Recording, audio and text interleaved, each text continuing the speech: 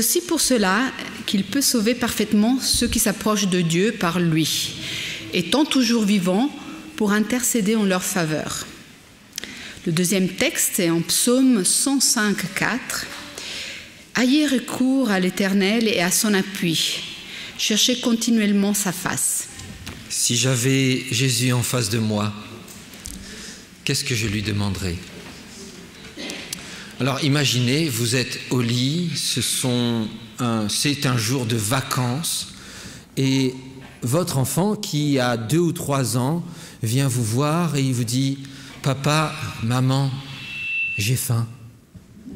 Et vous regardez votre montre, votre téléphone, peu importe le réveil, et vous vous rendez compte qu'il est encore 6 heures du matin. Vous avez envie de lui dire « Écoute, va dormir un petit peu tout à l'heure ». N'est-ce pas? Mais il insiste.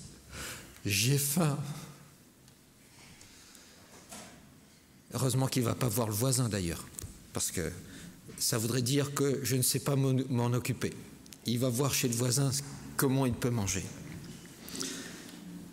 Qu'est-ce que je demanderais si je rencontrais Jésus? J'aimerais vous proposer d'étudier avec moi le texte de Marc au chapitre 10. Marc, au chapitre 10, nous présente quelques rencontres où Jésus, ou du moins des personnes ont posé des questions à Jésus et à partir de ce chapitre, retirer des enseignements sur qu'est-ce que nous, on aurait demandé si on était à la place de ces personnes-là. Dans ce chapitre, plusieurs sont venus à la rencontre de Jésus et lui ont fait des questions ou des requêtes. La première chose que l'on peut retirer, c'est dans le chapitre 10, c'est le verset 1, dernière partie de la phrase. Jésus, selon sa coutume, se mit encore à les enseigner. Et je ne sais pas ce qu'il a dit, mais en tout cas pour moi, pour mon passage, le chapitre m'enseigne quelque chose. Et on voit Jésus enseigner à chaque fois qu'on lui posera une question ou une requête, ou on lui demandera une requête, il va enseigner quelque chose. 5 rencontres différentes, 5 questions ou requêtes différentes, mais à chaque fois, une leçon importante. Et la première rencontre se fait avec un premier groupe de personnes que l'on connaît bien, verset 2. Ce sont les pharisiens. Et eux viennent voir Jésus, ils vont aborder Jésus. C'est eux qui sont donc venus le voir et ils ont une question à lui poser, celle de savoir, est-il permis à un homme de répudier sa femme? Si la question peut sembler être légitime, on se la pose encore aujourd'hui, l'écrivain biblique nous fait remarquer un détail important. Les pharisiens sont venus aborder Jésus, non pas simplement pour lui poser une simple question ou une question théologique. Ils sont venus pourquoi? Ils sont venus pour l'éprouver, pour le tester. Ils sont venus pour lui tendre un piège. Ils espèrent ainsi le dénoncer comme un opposant à la loi de Moïse. Ils veulent montrer que ce sont eux qui ont raison devant le peuple. Ils sont là pour se justifier et pour montrer que Jésus a tort. Et à cette question, Jésus répond d'une façon que lui seul a le secret. Au verset 3, il leur répondit « Que vous a prescrit Moïse ?» À une question, il répond par une question. Du coup, il remet tout en perspective. La réponse à votre question est dans la loi de Moïse. Mais il rajoute quelque chose. Mais qu'a dit Dieu avant Moïse? Jésus rappelle qu'avant tout, l'être humain, verset 5, c'est à cause de la dureté de votre cœur. C'est le cœur qui doit être changé. Pas le mariage, pas la notion de divorce ou de remariage. C'est avant tout le cœur qu'il faut changer. Je dois changer de focus des choses triviales aux choses essentielles. Le plus important n'est pas de savoir la loi, mais d'en connaître et d'en comprendre son sens. La première leçon, quand je viens rencontrer Jésus, est-ce que je n'ai pas quelquefois la même attitude? L'attitude de « Monsieur, je sais tout ». Je n'ai pas besoin d'apprendre. Du coup, je me mets à éprouver, tester Dieu par rapport à sa bienveillance envers moi. Et ce genre d'approche est toxique car même si la réponse de Jésus me révèle mon orgueil, mon manque de respect ou bien d'autres choses, je ne veux pas reconnaître qui Dieu est. Aussi, je ne veux pas l'écouter. La relation est dans la confrontation avant même de commencer. Et le Seigneur m'interpelle. Quand tu viens me rencontrer, s'il te plaît, ne viens pas comme ça. La deuxième rencontre, au verset 13.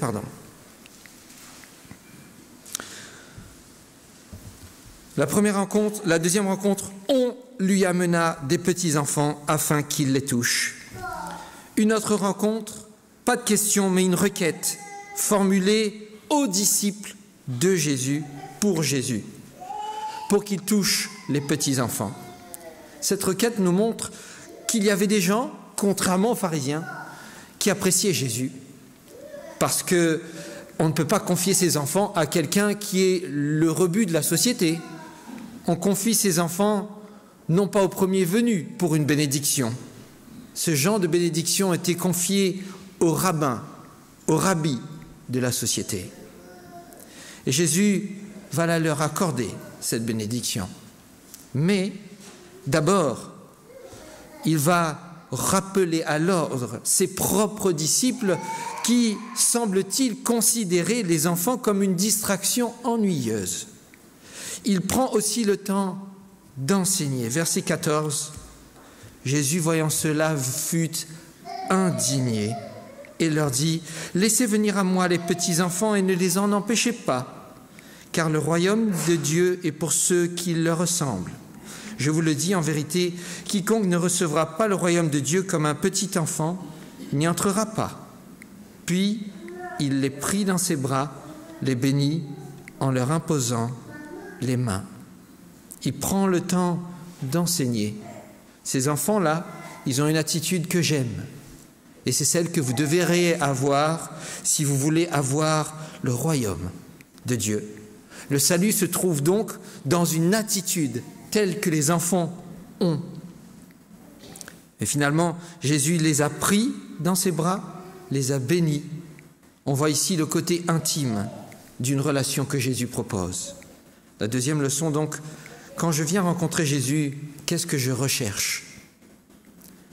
Au travers de la réponse de Jésus qui propose une relation intime aux enfants, le Seigneur me la propose aussi, cette même relation.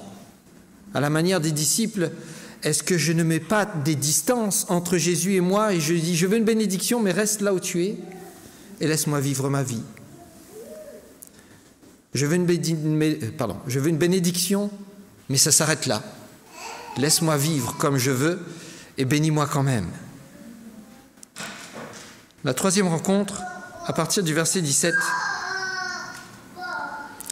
on a un jeune homme, ou du moins un homme. La Bible ne dit pas qu'il est jeune, mais on a l'habitude d'appeler le jeune homme riche. Une autre rencontre à partir du verset 17, et l'attitude de cet homme est particulièrement intéressante. Au verset 17, il est dit qu'il va accourir. Il est pressé de... Mais il n'est pas juste pressé de parler à Jésus. Il a une attitude particulière. Il se jette à genoux aux pieds de Jésus. Et comment est-ce qu'il l'appelle? Bon maître. Ah, on a une attitude différente déjà des pharisiens. L'attitude est encore plus démonstrative que celle des enfants. Et c'est un adulte qui le fait. Donc il a compris quelque chose. Il accourt, il se jette à genoux et il l'appelle bon maître. Il sait donc qui est Jésus. Son attitude est authentique, réelle, vraie. Et en plus, nous avons là une vraie question. Enfin, une question qui en vaut la peine. Verset 17, dernière partie. Bon maître, lui demanda-t-il, que dois-je faire pour hériter la vie éternelle? Il a rencontré Jésus, il sait que Jésus est là, il vient à sa rencontre, il se jette à ses pieds et dit « J'aimerais être sauvé. Qu'est-ce que je dois faire ?» Et la réaction de Jésus est là encore mémorable, parce que Jésus va d'abord lui dire « Tu connais les commandements ? Bien, il te manque une chose. » Mais le texte dit aussi au verset 21, Jésus l'ayant regardé, l'aima. On n'a pas dit que Jésus a aimé les pharisiens, mais je suis sûr qu'il les aime. On n'a pas dit que Jésus n'a pas aimé les enfants, on n'a pas dit ça. Mais le fait de les prendre dans les bras et les bénir, certainement il les aime. Mais le texte mentionne ici que Jésus aime cet homme parce qu'il non seulement il a la bonne attitude, il a la bonne question, mais il recherche l'essentiel. Et il sait surtout ce qui va se passer après. Et alors qu'il est en train de lui dire « Tu connais les commandements, très bien, il te manque une chose. » Verset 21. « Va, vends tout ce que tu as, donne-le aux pauvres et tu auras un trésor dans le ciel. » En général, on s'arrête là, mais Jésus rajoute quelque chose. « Puis, viens et suis-moi. » Jésus ne demande pas simplement d'abandonner ses biens, de les donner aux pauvres. Jésus lui dit « Va et puis viens et suis-moi. » On sait l'attitude de cet homme. Verset 22. « Mais affligé de cette parole, cet homme s'en alla tout triste, car il avait de grands biens. » Il avait la bonne attitude, il avait les bonnes questions, il savait qui était Jésus, mais il y a quelque chose qui l'empêchait de vivre quelque chose de plus avec Jésus. Il voulait la vie éternelle, mais il n'était pas disposé finalement à la vivre en perdant quelque chose. La troisième leçon qu'on peut retrouver ici, s'il sait qui est Jésus, il ne connaît pas Jésus. Il ne vit pas quelque chose avec Jésus. Et le verset 24 nous explique cela. À la fin, il est dit « Mes enfants, qu'il est difficile à ceux qui se confient dans les richesses d'entrer dans le royaume de Dieu. » Il ne s'agit pas de reprocher les richesses simplement ici. Jésus me dit, comme le jeune homme riche ici, en qui tu te confies en priorité pour obtenir la vie éternelle. Quand je viens rencontrer Jésus et que je lui pose même la bonne question, est-ce qu'il y aurait quelque chose qui m'empêche de le suivre? Est-ce que je veux suivre Jésus, mais vivre les commandements de Dieu à ma manière? Finalement, je veux la vie éternelle, mais à ma façon. Une autre rencontre, ou du moins, pas une rencontre, parce que eux, ils vivent avec Jésus. Ils sont tout le temps avec lui. Et ce groupe de personnes, ce sont les disciples. On les voit tout au travers du chapitre. Déjà, à partir du verset 10, ensuite au verset 13, maintenant au verset 23, et puis on continue. Ils sont partout dans l'histoire. À chaque occasion de rencontre, on voit les disciples être là. Ils sont toujours présents et ils ont tous un certain intérêt, mais pas forcément pour les bonnes raisons, ni pour les bonnes choses. Au verset 10, on voit que, à la question de savoir est-ce qu'il est permis de répudier sa femme, les disciples reviennent à la charge. Au verset 10, ils l'interrogent encore là-dessus.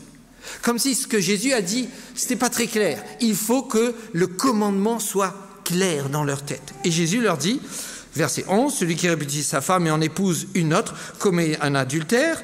Et si une femme quitte son mari et en épouse un autre, elle commet un adultère. Donc le commandement est clair. Mais s'ils savent, comme les pharisiens, que la loi est importante, ils ne savent pas la vivre. Le verset 13 nous en donne tout de suite la réponse. Parce qu'ils savent la lettre de la loi, mais ils ne savent pas le fond de la loi. Parce que si la loi est là pour nous aider, elle est surtout là pour nous aider à vivre, à aimer l'autre. Or, juste derrière, au verset 13, quand on vient amener les petits-enfants, qu'est-ce qu'ils font? Ils mettent les enfants de côté. On connaît la loi, mais on n'aime pas son prochain. La loi sans l'amour du prochain, et particulièrement des plus petits, ne sert à rien. Et à la manière du jeune homme riche, les disciples sont enclins à savoir ce que dit la loi, mais pas forcément à vivre ce que dit la loi. Plus loin, au verset 24, ils vivent avec Jésus, mais ce que Jésus va leur dire les dérange. Pourquoi ? Parce que finalement, les richesses ne sont-elles pas le signe qu'on a rencontré Dieu et qu'on a réussi dans la vie ? Si, ça les dérange, au point où, verset 28, Pierre ouvertement lui pose la question. « Voici, nous avons tout quitté, nous t'avons suivi. Est-ce que ça ne suffit pas ?» Et je veux croire que dans cette église ce matin, il y en a plusieurs qui peuvent dire, comme Pierre, « Nous avons tout quitté, Seigneur. Nous t'avons suivi. Moi le premier. » Mais dans quel but est-ce que les disciples suivaient Jésus ? Allons-y au verset 32. Ils étaient en chemin pour monter à Jérusalem et Jésus allait devant eux. Les disciples étaient troublés et le suivaient avec crainte. Crainte ? Pourquoi de la crainte ? On est avec le Messie, n'est-ce pas ? Quand on lit les versets au fur et à mesure, on se rend compte qu'il y a apparemment des signes d'angoisse dans ce que Jésus leur a dit. C'est au verset... Excusez-moi.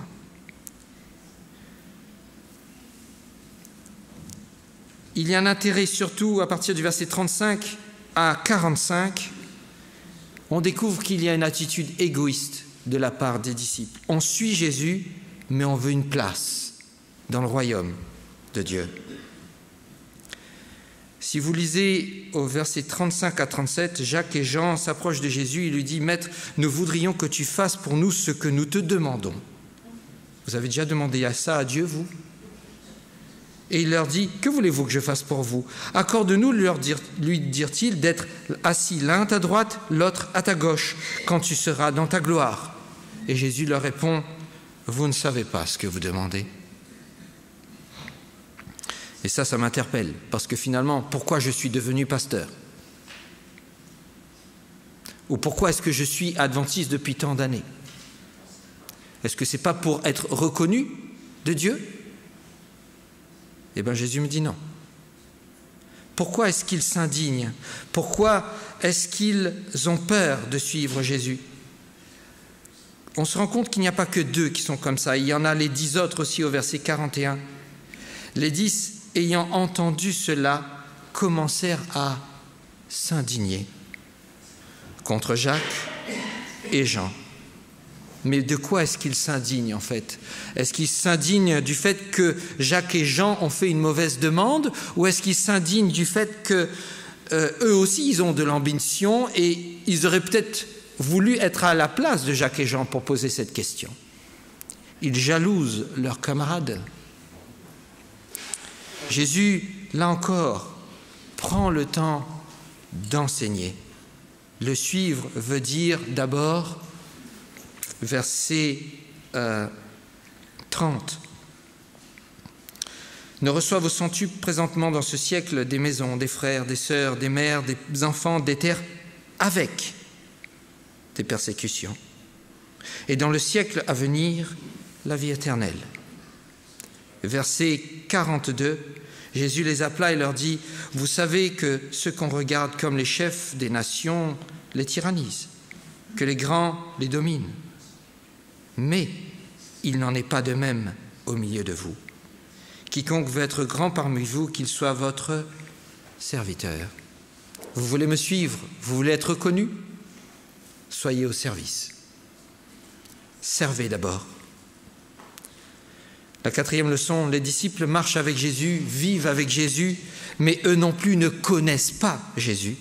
Ils ont compris que Jésus est le Messie, Ils ont fait de grands pas dans leur marche avec Dieu, mais on retrouve de l'orgueil, de l'animosité et indirectement un aveugle spirituel criant. Quand je viens rencontrer Jésus et que je veux marcher avec lui, quelles sont mes ambitions? Est-ce vivre dans l'humilité et le service? Et vient la dernière rencontre. La dernière rencontre, c'est le fils de Timée, à partir du verset 46. Là encore, une histoire vraiment intéressante. Lui ne pose pas de questions à Jésus.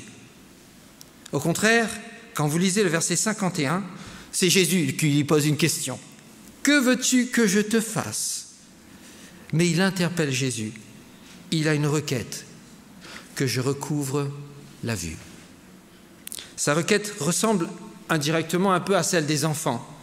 Il veut simplement une guérison, une bénédiction physique. Et quand on étudie son histoire, il y a plusieurs choses qui peuvent nous frapper. D'abord, le verset 46. Il nous est dit que, alors que Jésus sort de Jéricho avec ses disciples, le fils de Timée, Bar-Timée, mendiant aveugle, était assis au bord du chemin. Être malade, et surtout longtemps comme la lèpre, et particulièrement ici d'une maladie incurable, être aveugle, était considéré comme une malédiction de Dieu. Et si c'est une malédiction, dans ce cas-là, on le met de côté. Et parce qu'il est aveugle, Bartimée doit mendier pour pouvoir simplement vivre, manger. Dans une société qui est supposée être le peuple de Dieu, on a encore des gens qui mendient pour pouvoir manger. Tout un contraste avec le jeune homme riche. Comme quoi, en comparant le jeune homme riche et Bartimée, pour rencontrer Jésus, il vaut mieux être simple, parce que peut-être on aurait de meilleures dispositions. Deuxièmement, contrairement aux pharisiens, à ceux qui vont emmener les enfants, le jeune homme riche, les disciples, Bartimée sait qui est Jésus, mais sans le voir. Il lui donne le titre de verset 47, « Fils de David », un titre messianique. Dieu avait promis à David dans 1 Chronique au chapitre 17, 1 Chronique chapitre 17, qu'il laisserait toujours un de ses descendants sur le trône de Juda. 1 Chronique chapitre 17 et à partir du verset 10. Nous allons le lire ensemble. 1 Chronique chapitre 17 et à partir du verset 10. Dernière phrase du verset 10.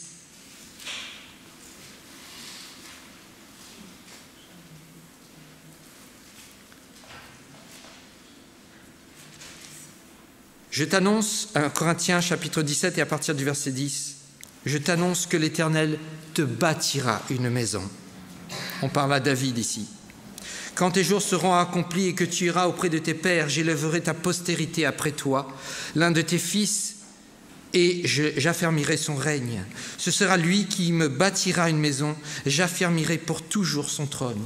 Je serai pour lui un père, il sera pour moi un fils, et je ne lui retirerai point ma grâce, comme je l'ai retiré à celui qui t'a précédé, c'est-à-dire Saül. Je l'établirai pour toujours dans ma maison et dans mon royaume, et son trône sera pour toujours affermi. Quand Bartimée appelle Jésus, lui l'aveugle, fils de David, il est en train de reconnaître l'accomplissement de cette prophétie. Il n'est pas parti au temple, il ne peut pas partir à la synagogue alors qu'il a enseigné ça. Ce qui m'interpelle, c'est qu'on lui ait enseigné ou pas, il sait que, même s'il ne voit pas.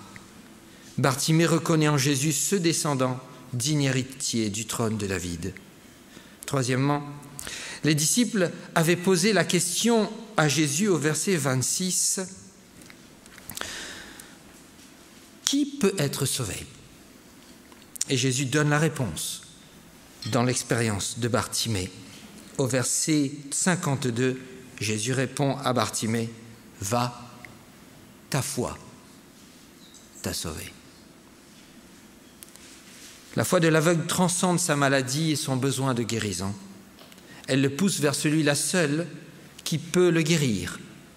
Les disciples marchaient avec Jésus, mais dans leur aveuglement spirituel, ils n'avaient pas encore compris qu'ils avaient besoin d'être guéris de leur orgueil et de leur égoïsme. Ça ne se voit pas, c'est à l'intérieur. L'aveugle, lui, on le voyait, on savait qu'il ne pouvait pas voir. Finalement, dernier point, la requête semble banale comparée à la question spirituelle du jeune homme riche. Il veut une simple guérison. Et cela, tout de suite. Le jeune homme riche, lui, il pensait à son futur. Mais en pensant à son futur, il oubliait de vivre aujourd'hui avec Jésus. Et le résultat, là encore, il est frappant. Au verset 21, Jésus dit, il dit au jeune homme, « Il te manque une chose, va, et je descends à la dernière ligne du verset 21, puis viens et suis-moi. » On avait vu tout à l'heure que les disciples suivaient Jésus avec crainte. Crainte pourquoi? Crainte parce que peut-être qu'au verset 26, on a peur de ne pas être sauvé, alors qu'on a tout quitté pour Jésus. Verset 28, peut-être qu'on a peur parce qu'on n'a pas fait assez. Verset 30, peut-être qu'on a peur des futures persécutions qui pourraient venir. Et si on lit ce que Jésus va dire au verset 32 à 34, Jésus annonce qu'il va mourir. Peut-être qu'ils ont peur parce qu'ils vont mourir aussi avec Jésus. Peur avec Jésus? Comment est-ce possible d'avoir peur quand on est avec Jésus? Bartimée, lui, quand il est guéri, qu'est-ce qui se passe? Eh bien, sa réponse se trouve à la dernière phrase du chapitre 10 et du verset 52. Aussitôt, il recouvra la vue et suivit Jésus. Il n'y a pas de crainte là-dedans. Il n'est pas riche. Au contraire, quand au verset 50, on lui dit « Le maître t'appelle », qu'est-ce que fait l'aveugle? Il jette son seul bien qu'il a sur lui. Et qu'est-ce qu'il va faire? Il va suivre Jésus. On a une expérience particulière ici, parce que suivre Jésus, c'est être un disciple de Jésus.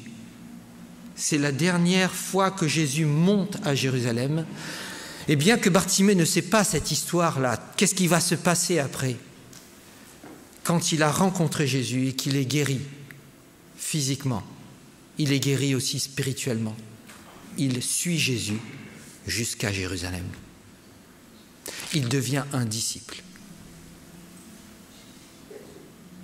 Finalement, à l'image de ceux qui étaient venus rechercher une bénédiction pour les enfants, Bartimée a compris que l'essentiel passe par d'abord une relation. Guéri de son aveuglement, il peut suivre physiquement et spirituellement Jésus. Dans toute cette histoire, le chapitre 10 nous montre un Jésus présent. Dans tout ce chapitre, Jésus est au cœur des questions et des requêtes. Mais il est fascinant de voir qu'il n'a jamais mis quelqu'un de côté. Au contraire, quand les disciples veulent empêcher les enfants de venir à lui, il fait en sorte que non seulement les enfants puissent venir à lui, mais il dit aux disciples, il leur reproche, vous ne pouvez pas faire ça. Moi, je veux une relation. Toujours à l'écoute, toujours présent, toujours disponible, toujours là pour répondre, même si la réponse ne plaira pas. Toujours présent. La dernière leçon qu'on peut retirer, à ceux qui veulent poser une question, demander une requête, à ceux qui doutent, à ceux qui se demandent si réellement Dieu existe et à ceux qui pourraient se questionner si Dieu fait encore quelque chose dans ma vie, Jésus répond clairement, « Je suis là, je serai toujours là. » Et comme à Bartimée, il me pose la question, « Que veux-tu que je te fasse ?» Mieux encore, il affirme au verset 45, « Je suis le Fils de Dieu qui vient pour te servir et pour donner ma vie en rançon pour toi. » L'amour infini de Dieu transparaît dans ce que Jésus vient d'affirmer. Mais est-ce que moi, je le vois? Est-ce que moi, je le comprends? Est-ce que moi, je le ressens? Et est-ce que je veux vivre cela avec Jésus? Finalement, j'ai mal posé la question du départ. Si je rencontre Jésus, quelle question je voudrais lui poser? Finalement, je me rends compte que ce n'est pas la question ou la requête qui est importante. C'est quel type d'attitude d'abord, quel genre de relation je veux vivre avec celui à qui je pose la question.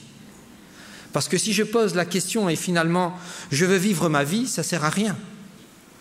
Elle révèle d'abord un état d'esprit et une attitude par rapport à moi-même et par rapport à Dieu. Et elle me force à me poser la question, finalement, comment est-ce que tu veux vivre? Finalement aussi, si je pose une question, est-ce que je suis prêt à écouter la réponse de Dieu? Si je pose une question, c'est qu'il y a une réponse à cette question que je veux savoir. Une question implique une réponse. Et si je ne suis pas prêt à écouter Jésus, à suivre ce qu'il me dit, la question que je voudrais lui poser ne sert finalement à rien. Bartimée, finalement, a saisi une chose que tous les autres, y compris les disciples, n'avaient probablement pas saisie. Finalement, on peut se demander des questions ou des requêtes à Dieu. Si on peut demander ces questions ou ces requêtes, c'est parce qu'avant tout, Dieu tient à entretenir une relation.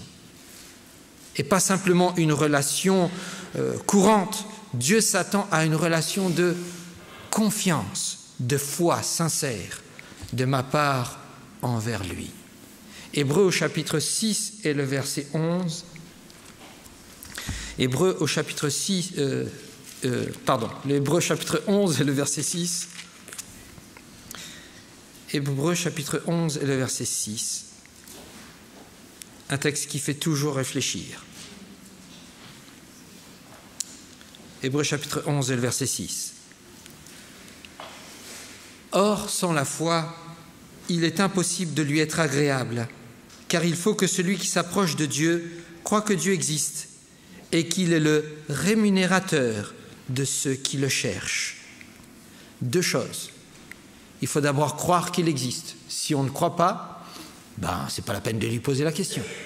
Mais quand on croit qu'il existe, il faut croire qu'il peut donner la bonne réponse.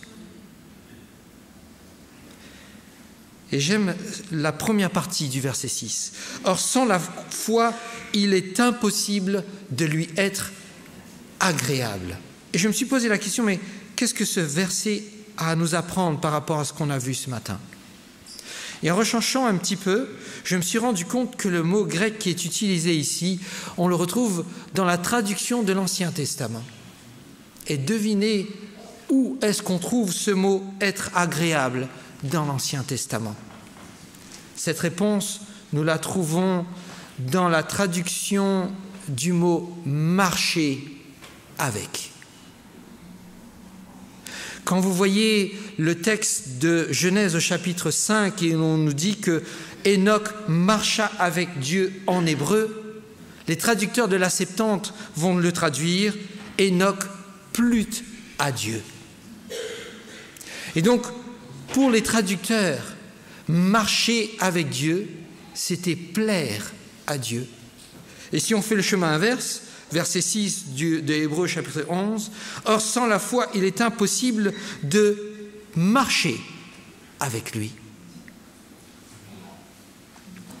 On a toute la réponse par rapport à Bartimée. Cela, vous le retrouvez aussi dans les psaumes. Un exemple, « Car ta grâce est devant mes yeux et je marche dans ta vérité ». Dans l'hébreu, en grec, « Car ta miséricorde est devant mes yeux et je me plais dans ta vérité ». La foi comprend la croyance en l'existence de Dieu et surtout l'assurance confiante en la fiabilité de Dieu à tenir ses promesses de récompenser ceux qui veulent le suivre. Il n'y a pas d'assurance s'il n'y a pas de relation. Et si l'on ne connaît pas l'autre, et cette relation, elle aboutit à la vie. Et vous voyez tous ces textes que Jean cite. Voici ce témoignage, c'est que Dieu nous a donné la vie éternelle, pas au futur, au présent, et que cette vie est dans le Fils.